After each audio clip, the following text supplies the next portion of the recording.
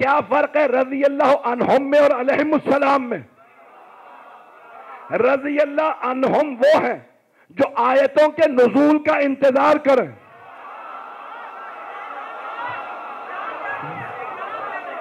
जो इंतजार करते हैं आयत आए तो हम अमल करें। रज़ी अल्लाह अन्हुम कौन? आयतों का इंतजार करते हैं। आयत आई अक़ीमुस्सलात, नमाज कायम करो, उन्होंने नमाज पढ़ी।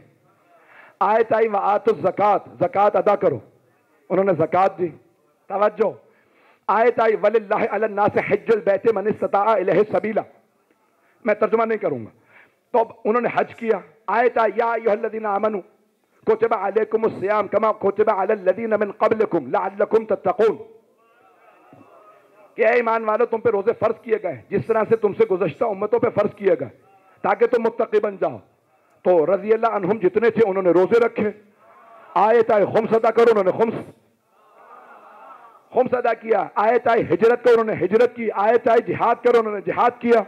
वो आयतों के इंतजार में रहते थे, आयतें आए तो हम अमल करें। अलैहिमुस्सलाम कौन है? अहले बैत कौन है? आयतें उनके इंतजार में रहती थी। ये बिस्तर रिसालत पे सोए तो हम आए, सुभान अल्लाह। ये राह खुदा में ज़कात दे तो हम आए, ये जुल्फ़िकार खींचे तो हम आए, ये खैबर का दर उखाड़े तो हम आए, ये राह खुदा में रोटियां बांटे, सुभान अल्लाह, सुभान अल्लाह।